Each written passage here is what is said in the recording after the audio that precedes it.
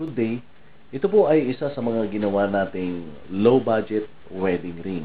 Low budget po kasi ang customer po natin, ang gusto niya pong gawin ay yung gold pa rin, hindi po silver, kundi gold pa rin po. Pero mababa po ang kanyang budget, kaya ganito po ang ginawa natin. Combination po ito ng rose gold at saka white gold. Yan po.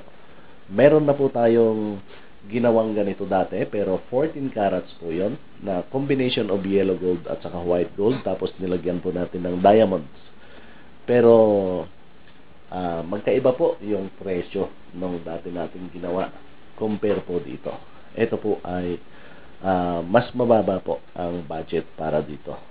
So yan po ang isa sa ginawa natin na tunay na ginto pa rin. Hindi po ito yung 10K, 10K-han lang o 9 carats o kaya 14 carats na merong tatak na mga fashion jewelry.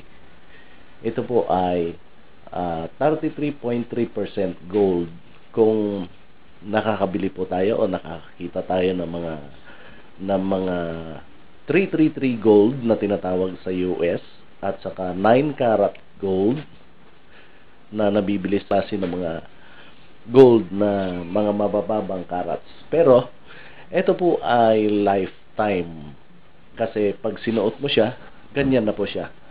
Hindi po siya nagbabago. Yan po. Ganito rin po yung mga, halos ganito rin po yung mga sinaunang alahas ng mga matatanda na mabababa po ang carats. Pero almost lifetime po. Matibay po ang pagkakagawa nito. Yan po.